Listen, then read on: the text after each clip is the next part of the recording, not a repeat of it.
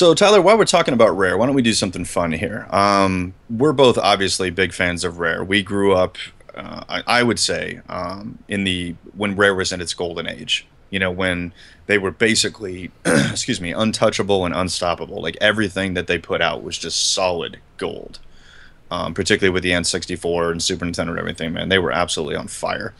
So I think we should do our respective top five Rare games. You know, the ones that we feel we connect with the most, the ones that we have fondest memories of. You know, by no means is this the definitive top 10 because this is entirely subjective, like everything else on this podcast. But you know, hey, everybody's got a top five. There's a ton to choose from Rare, so why don't we just both kind of take our best stab at it. So why don't we just throw the ball back and forth, and we'll both start off with our number five. I'll let you go first.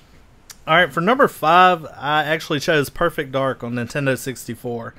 Good choice. And that was a great game. And one thing that was really cool that a lot of people might not know is the harder the difficulty you put that game at, it actually kind of transforms the game. So I know on like one level you start off where somebody actually has a hostage, and you have to, free the hostage. Well, when you up the difficulty of the game, you actually become the hostage. So there's all these like extra little nuggets that, when you up the difficulty in the game, it transforms, it gives you more objectives, and a really good follow-up to GoldenEye 007. So I thought that was a worthy number five. I agree. For my number five, I'm going to go with one that's a bit of an underdog, and that I would venture to guess that a lot of people, until this Rare replay came out, did not know it was made by Rare, and that would be the first RC Pro-Am game. That was really the first racing game on the NES that I felt really took advantage of the 8-bit era. I mean, Rad Racer is always going to have a special cheesy place in my heart, but that was more of an arcade thing. Like, this was a real nuts and bolts, zipping around the track with power-ups and upgrades and everything like that. Almost added like an RPG element to it. Which is just such a great game. I'd play that with my older sister and everything, invite my friends over, and we'd have competitions and everything. Such a absolutely great game, even though it was very, very early on in Rare's career. There's a lot of NES games that a lot of people have no idea that Rare made, like the Nightmare on Elm Street game, first of all.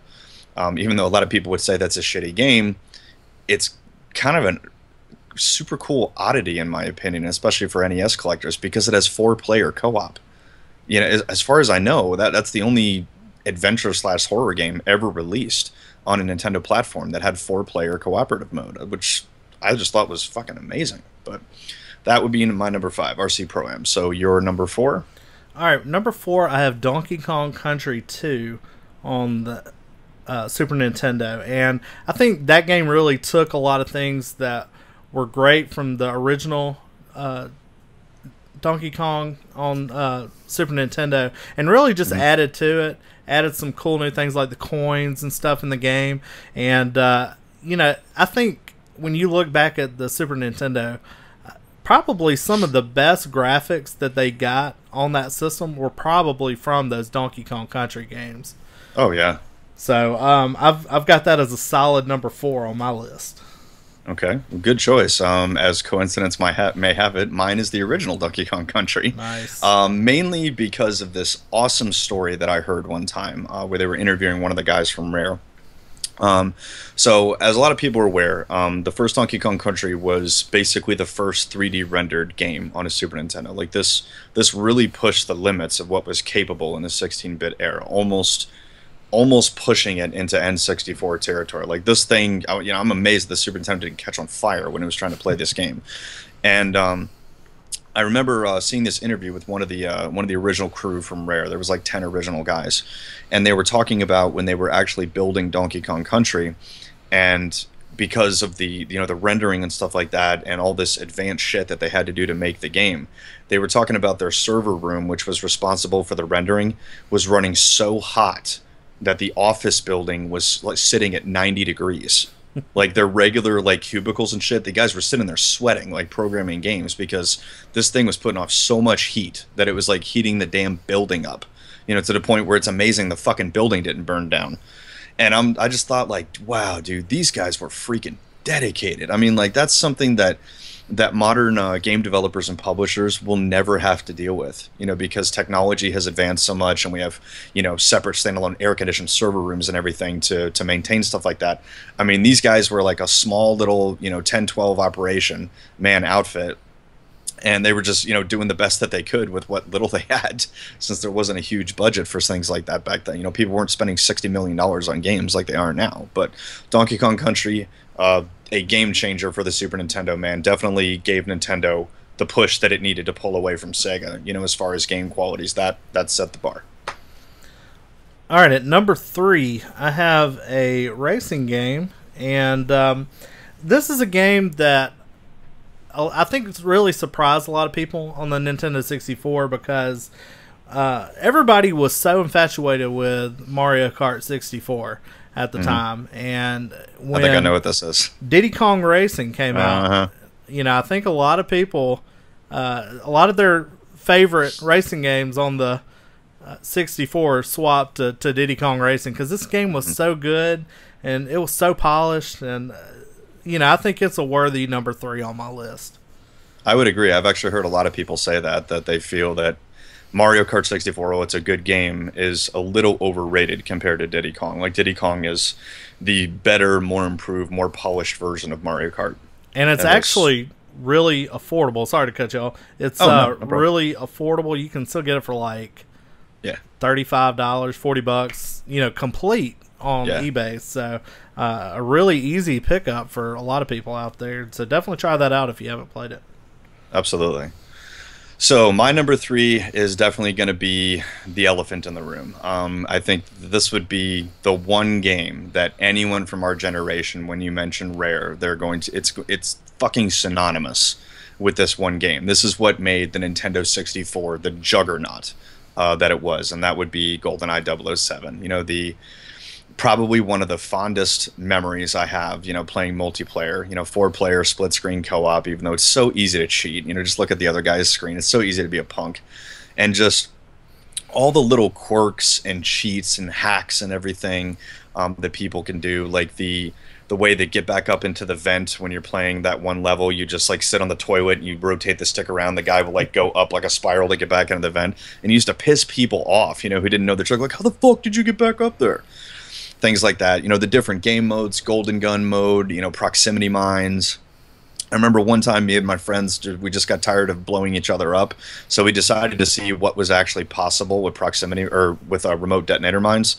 So we had a guy basically stand in front of one of the walls, and we did like a chalk outline basically with mines around his body, and we were thinking like there would be some type of cutoff point where some of the mines would start to disappear. We got up over 30 mines, and It kept going. No game slowdown or anything. I gotta tell you, dude, that explosion, probably the top 5 funniest things I've ever seen in my entire life. He fucking vanished. Like, it was like, and he was gone. I was like, oh my God. Like, that's, when I think back to stuff like that, it's like, God, what I would give for like a Kinect mode back then where I can just be like, N64, record that.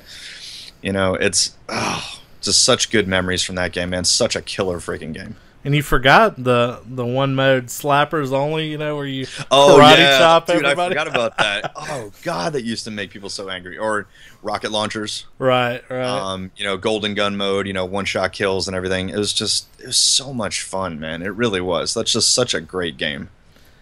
All right, coming in at number 2, I have the mature audience only Conker's Bad Fur Day. I knew that was coming in sooner or later. Probably one of the best multiplayer games ever. This came out my senior year in high school, and after lunch we all got out of school and we'd go over to my friend Marshall's house, and we would play this every day, and we'd only play one level, and it was the beach. And I really want to play this with you, Jimbo, because it is so much fun. You can set up bots for the opposing team so we can actually be on the same team. But we played this over and over and over again. Of course, the platforming on it's really solid. It has some of the best kind of winks and nods to movies. It takes from like the Matrix. You play a Matrix level. The end boss is kind of like a Aliens theme to that whole boss battle, so I won't spoil it. But really really cool game, and some of the more funny lines you'll see in video games, they'll definitely make you laugh out loud. So that comes in at number 2 for me. Awesome.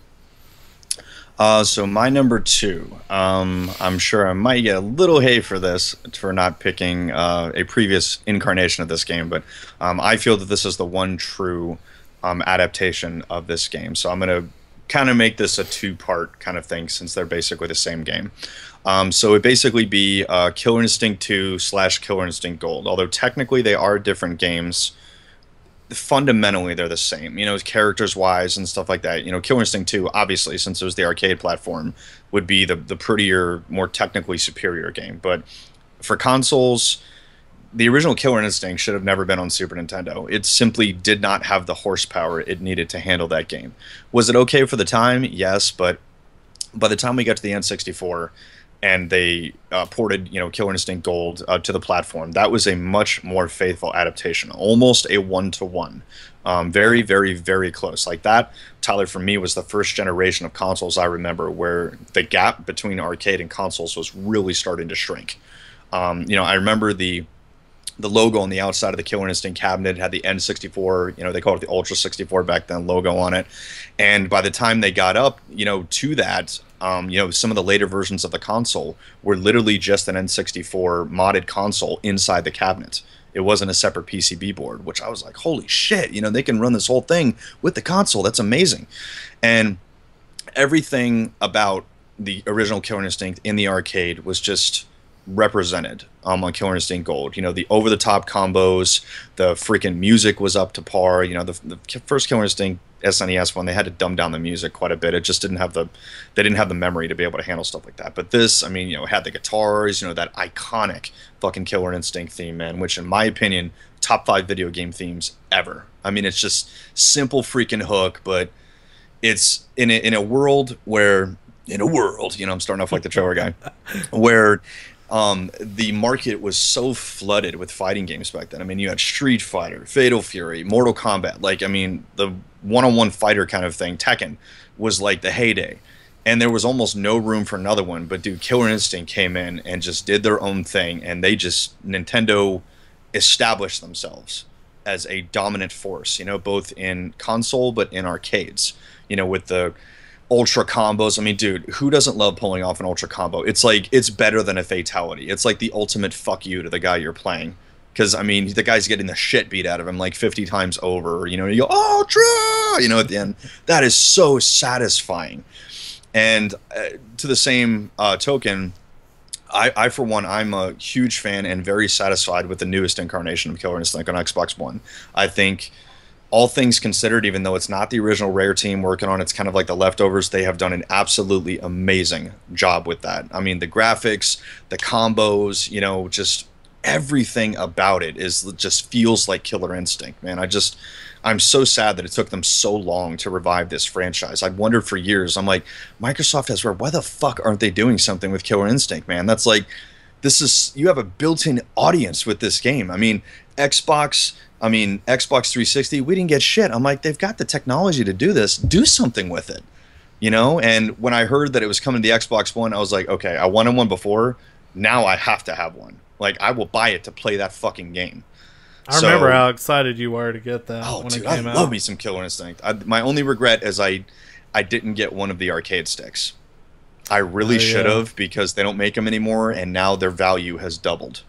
And I'm okay with the controller, but dude, I need a fight stick. I'm easily 75% better when I can use all 4 of my fingers. So Killer Instinct Gold / Killer Instinct 2, solid number 2, on my opinion. It was really hard not to put this one at number 1, man. I was battling on this, but solid number 2.